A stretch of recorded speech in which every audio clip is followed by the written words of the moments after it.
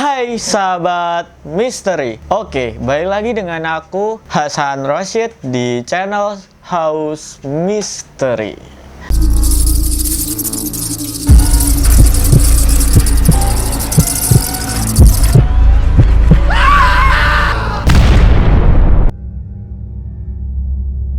Yang sama malam sebelumnya, yang dimana di situ ada juga berisik lagi. Kenapa sih?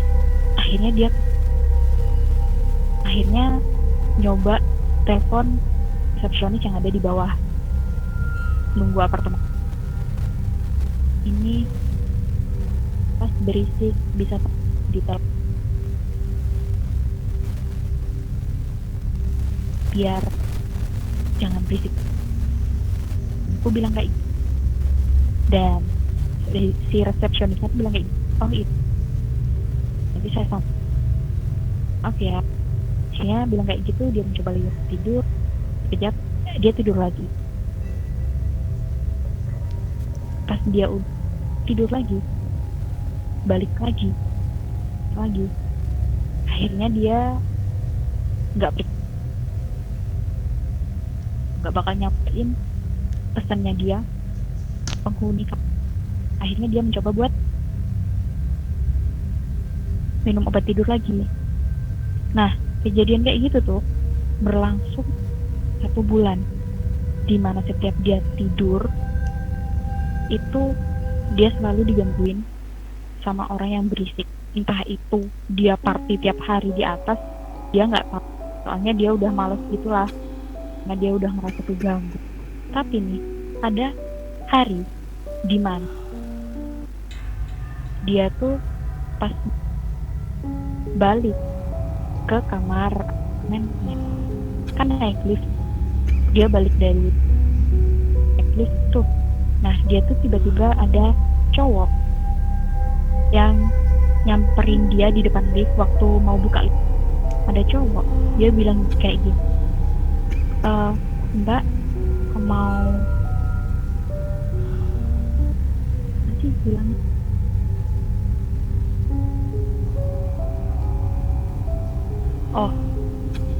gini. Jadi ada cowok yang tiba-tiba tuh ngajak dia ngobrol gitu, nanyain, Mbak mau ke lantai berapa? Ini Mas. Oh ya udah sekalian, saya juga mau. Di lantai itu memang ada 4 unit kamar. Ada 4 unit kamar. Jadi mungkin si temanku ini mikir, oh mungkin ini temennya tetangga apartemenku. Akhirnya dia waktu sampai di lantai kamar apa, si cowok itu bilang, Mbak kamarnya di mana? Ditunjuk gitu loh kamar di situ. Oh biar saya keluar Mbak, saya juga mau tuh. Loh Mas kenal sama saya? Oh enggak kok, saya cuma mengantarin Mbak. Nah teman saya ini kan agak agresif nih. Akhirnya dia tuh agak kayak gimana gitu, ih Mas jangan macem-macem ya sama saya bisa telepon nih. Oh enggak kok Mbak, tenang aja, saya juga mau ke sebelah kok. Akhirnya si temenku tuh dengan agak jengkel gitu. Nah tiba-tiba malamnya dia tetap digangguin dengan suara berisik. Dia kesel dong, akhirnya dia mau ke resepsionis. Pak, kemarin saya udah telepon sebulan masih berisik. Bapak boleh anterin saya nggak unit? Akhirnya dianterin. Ini Mbak kamarnya, saya buka ya. Loh emang nggak ada penghuninya? Maaf ya Mbak, pas Mbak bilang itu berisik, udah cek, nggak ada yang saya kira, nggak ada. Akhirnya saya inisiatif buat nyamperin ke unit dan Mbak, jadi nggak ada loh itu Terus selama ini siapa? Nah, saya kurang tahu, Mbak. Mungkin Mbak Aji, dari Mbak aja halus. Tapi saya ini dengar jelas-jelas loh, Pak. Tapi saya juga nggak tahu sih, Mbak. Ini kamar sudah kosong 2 bulan yang. Nah, setelah hari itu dia udah ngecek, dia coba positive thinking aja. Mungkin emang dia kecapean karena tugas-tugas kampus dia kan. Dan di hari-hari selanjutnya dia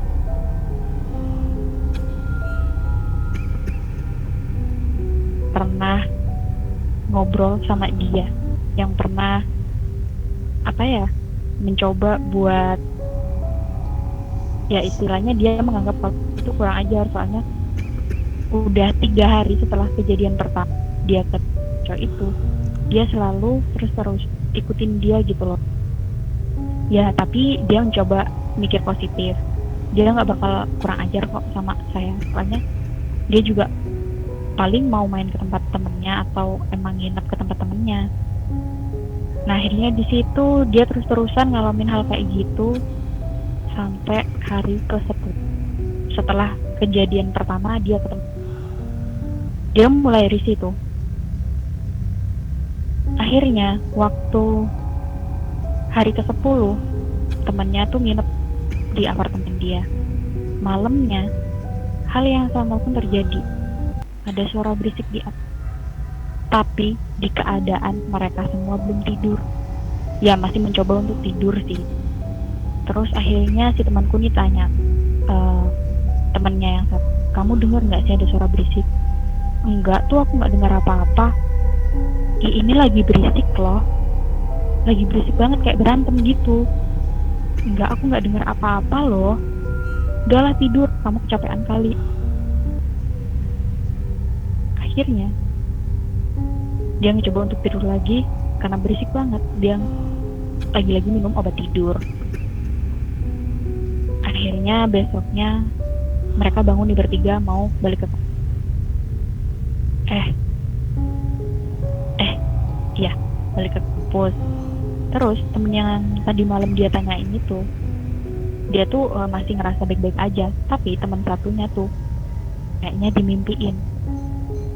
dimimpiin sama seorang cewek yang bilang sama dia, suruh temen buat keluar dari apartemen ini.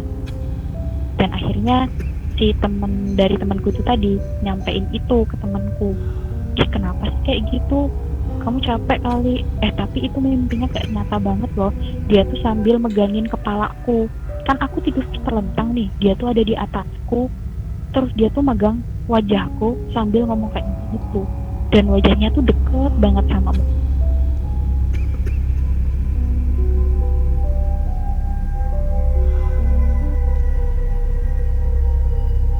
Adainlah syukuran atau apa gitu, dikit baca tahlilan. Kamu nih juga jarang banget ibadah. Nah si ceweknya tuh bilang kayak gitu. Akhirnya tiba-tiba dia tuh firasat, bukan kecapean ya, soalnya ini udah 1 bulan lebih aku ngerasain hal-hal yang sama. Si temanku tuh mikir kayak gitu. Akhirnya dia inisiatif buat bilang ke papa, "Pak, ada nggak teman papa yang lihat kayak begituan?" "Oh iya, ada. Kenapa?" "Enggak nih, ada tangga aku nih yang butuh orang kayak." "Oh, kenapa memang apartemenmu angker, Pak?"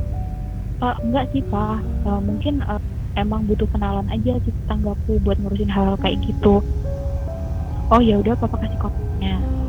Dia alasan takutnya biar orang nggak khawatir sama dia kan.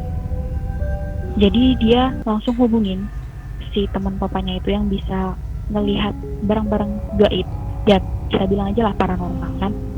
Akhirnya diundanglah ke apartemen.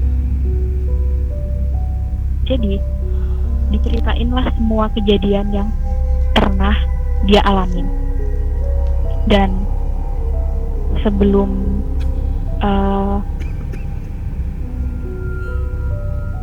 gimana ya jadi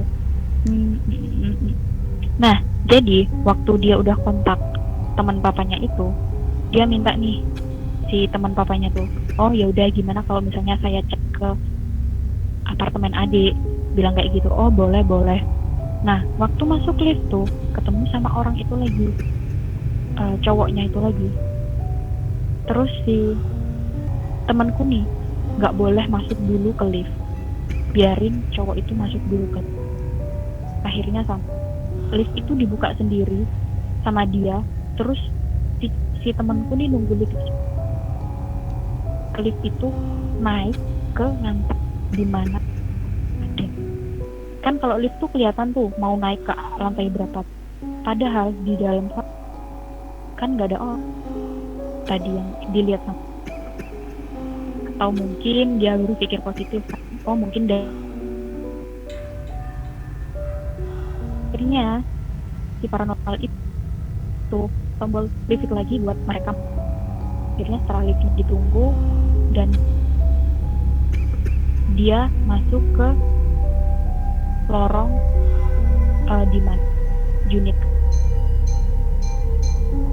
Nah, ketika dia masuk, cowok yang tadi dia di lift, dia itu ada di depan pintu, di depan pintu kamar temanku. Itu temanku tuh tetap disuruh di depan lift. Kan habis keluar dari lift tuh disuruh sama paranormalnya, kamu tunggu di sini. Jadi paranormal itu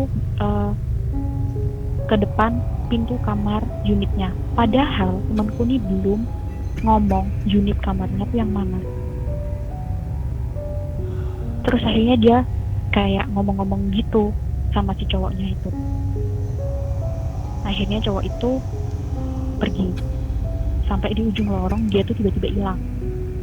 Nah akhirnya dia manggil temanku tuh, sini dek, sini. Kan password tuh. Dibukalah pintunya. Pas dibuka pintu, dia lagi-lagi nggak boleh suruh ikut masuk. Jadi cuma paranormal itu yang masuk. Saat dia masuk, lama, akhirnya dia keluar. Dan dia ngomong, tapi nggak bisa saya om. Sebaiknya sekarang kamu, Mahmud, jangan tidur di sini malam ini. Paranormal itu bilang kayak gitu. Akhirnya dia turutin apa kata paranormalnya. Dan besoknya paranormal itu tuh ke rumahnya, ke rumah asal si ceweknya ini. Kan soalnya si temanku, maksudku, si paranormal ini ke rumah asli temanku. Jadi di situ dia ketemu sama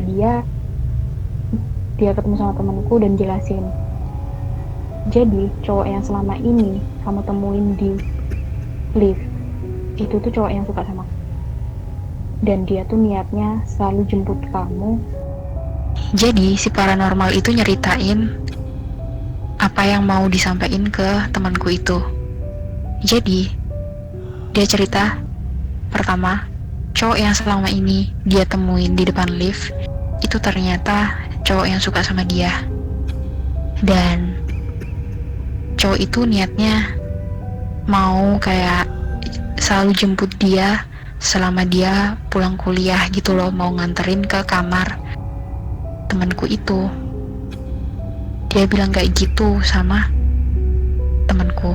Ah masa sih pak, kita aja nggak kenal loh. Ya itu yang saya tangkap. Kemarin saya udah ngobrol sama dia. Paranormalnya bilang kayak gitu. Saya nggak pernah kenal sih. Gimana caranya dia kenal? Dia tetangga saya kah? Bukan. Dia itu cowok yang dulu pernah tinggal di apartemen kamu. Tapi dia itu udah meninggal. Kaget dong temanku, kayak percaya nggak percaya gitu. Terus, masa sih pak? Iya. Dan kemarin waktu saya masuk ke kamar kamu, cowok itu kan setelah saya ngobrol dan saya suruh pergi, dia menuju lorong paling ujung, terus dia hilang. Ternyata dia masuk ke kamar kamu, tapi lewat jalan yang saya pun gak ngerti lewat mana. Dan ketika saya masuk ke kamar kamu, cowok itu udah ada di dalam kamar kamu. Dan dia itu lagi duduk di dalam almari kamu. Nah, jadi almarinya nih kayak nggak ada pintunya gitu loh, kayak cuman kisi-kisi gitu loh buat pembatas antara baju-bajunya gitu. Nah, jadi si cowok itu tadi tuh duduk di lemari, di dalam almarinya. Nah, kenapa dia duduk di situ? Dia nungguin kamu sampai kamu masuk ke dalam kamar kamu. Tapi karena kamu nggak masuk-masuk, dia agak kesel gitu. Jadi ternyata nggak cuman cowok yang ada di kamar kamu, tapi juga ada cewek. Dan dia itu pacar dari cowok itu. Kan cowok itu kan lagi uring-uringan tuh. Terus si ceweknya nih kayak, kamu kenapa sih? Si ini lagi ya yang bikin kamu bete. Maksudnya si ini itu temanku yang tinggal di apartemen itu. Terus akhirnya si cewek itu marah-marah, gak usah lah kamu tuh peduliin dia lagi. Ya intinya mereka tuh tiba-tiba berantem. Nah, suara berisik yang selama ini kamu dengar itu adalah suara berantem mereka. Kalau mereka lagi gak berantem, ya berarti mereka lagi baik-baik. Jadi cowok itu udah bisa nenangin ceweknya yang lagi marah-marah karena si cowok itu suka sama kamu. Si paranormal itu bilang kayak gitu ke temen aku. Masa sih pak? Iya. Dan cewek itu mencoba buat masuk ke tubuh kamu, seolah-olah biar kamu tuh kerasukan gitu loh, biar ngasih pelajaran gitu loh ke kamu, jangan lagi tinggal di apartemen ini. Tapi sama cowoknya tuh nggak dibolehin cewek ini masuk ke tubuh kamu. Nah, kenapa dia kayak gitu? Karena dia tuh cemburu. Si cowok ini tuh suka sama kamu. Jadi selama ini yang berisik di kamar kamu itu bukan penghuni atas, tapi malah di kamar kamu sendiri, tepat di atas tempat tidur kamu. Di dalam almari mereka berantem, mereka kadang ketawa, dan itu terjadi di dalam kamar kamu. Dan ada kamu. Paranormal itu bilang ke temanku kayak gitu. Akhirnya temanku agak takut. Terus dia tanya, kenapa dia bisa suka sama aku? Kalau saya tanya kemarin waktu ngobrol, jadi cowok itu cerita, kalau misalnya setiap kali kamu di dalam apartemen sendirian, kamu selalu pakai baju yang terbuka. Dan ya kayak manusia layaknya, cowok itu suka sama cewek yang pakai baju terbuka. Dan si cowok yang ada di kamarmu ini suka sama kamu karena itu benar apa enggak? Si paranormal itu tanya kayak gitu. Akhirnya temanku tuh mencoba jujur. Iya sih, emang benar, setiap kali aku di apartemen sendirian, ya aku emang selalu pakai baju-baju terbuka. Karena ya emang siapa sih memang lihat kayak gitu. Karena juga si temanku nih males gitu loh buat nyuci-nyuci.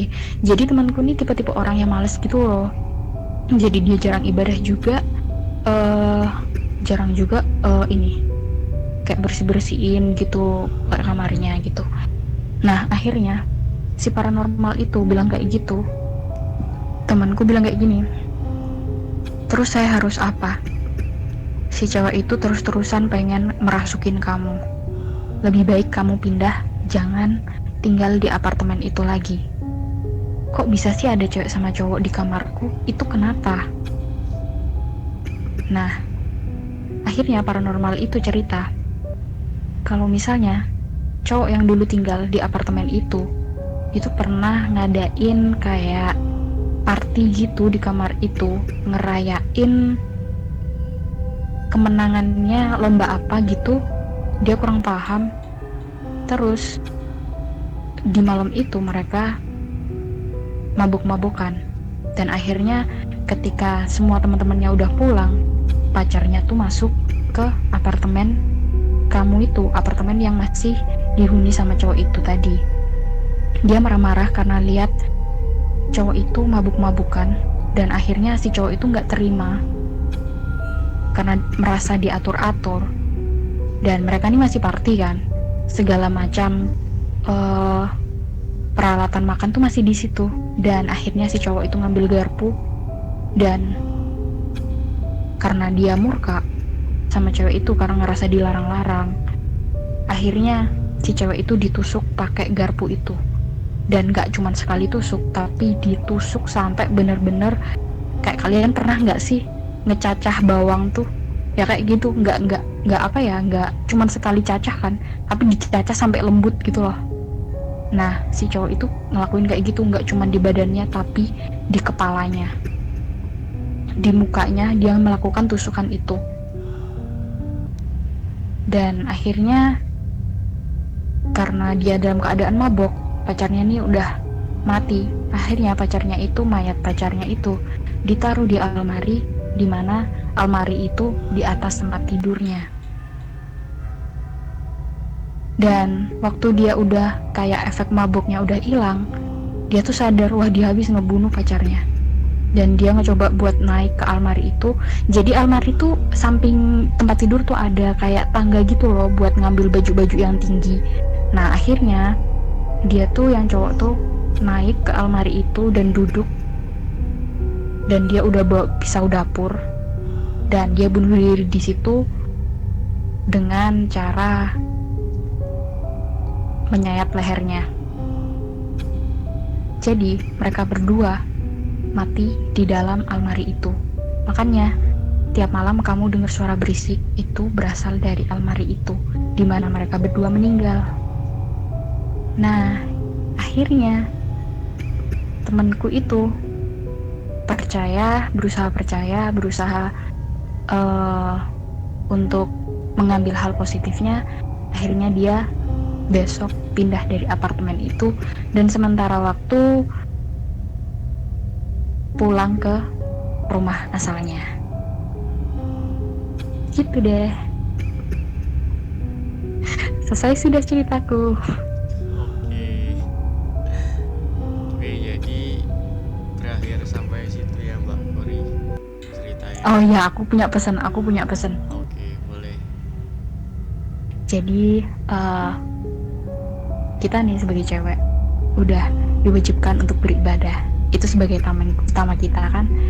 Jadi kalau bisa ya itu harus ditaati. Ya memang harus. Nah, terus meskipun kita mau sesendiri apapun di ruangan yang udah kita kenali, ya seenggaknya kita tetap menjalankan sunnah-sunnah yang udah ada di agama kita. Jadi kayak tetap pakai baju yang sopan, pakai baju yang tertutup. Meskipun tidur sekalipun, kan kita nggak tahu kan, tidur tuh tiba-tiba kita meninggal terus dalam keadaan auratnya kebuka, kan nggak bagus juga. Nah, meskipun tidur ya sebaiknya disunahkan untuk pakai baju-baju yang tertutup juga. Nah, kayak menghindari hal-hal yang kayak gitu tadi sih. Kayak nggak cuman manusia, cowok normal aja yang suka sama cewek dengan baju yang terbuka, tapi makhluk halus pun bisa suka sama cewek-cewek yang seperti itu. Jadi jangan sampai bilang, nggak ada yang lihat aja, ngapain, ya udah bodo amat lah. Jangan salah. Di sekitar kita ini banyak makhluk halus. Kita pun juga bisa terlihat oleh Allah. Jadi sebaiknya kita patuhi sunnah-sunnah yang sudah ada di dalam agama kita. Oke, siap. Oke, jadi itu tadi pesan dan salah satu saran dari Mbak Kori yang bisa jadi hikmah buat kita semuanya. Oke, terima kasih Mbak Kori Nanda yang udah bersedia bercerita di podcast House Mystery episode kali ini. Terima kasih atas ketersediaannya dan waktunya. Terima kasih pokoknya. Dan terima kasih juga buat para sahabat misteri yang telah menonton dan mendengar video ini. Jangan lupa like, komen, dan subscribe supaya kalian gak ketinggalan video-video lainnya dari channel House Mystery kali ini. Dan bagi kalian yang ingin menceritakan salah satu kisah horor kalian, kalian bisa langsung komen aja di video di bawah, komen section di bawah, komen aja. Nanti kalian bisa kami undang langsung di podcast House Mystery ini. Oke. Yang terakhir, terima kasih Mbak Kori. Makasih berwaktunya, Mas. Apakah Sama-sama ya. ada hal yang ingin disampaikan atau mau kirim-kirim salam sebelum kita akhiri videonya? Follow Instagram Korinanda, nanti bakal aku follow. Makasih. Aduh. Oke, siap. Ya udah, thank you semuanya dan akhir kata dari aku dan bye bye.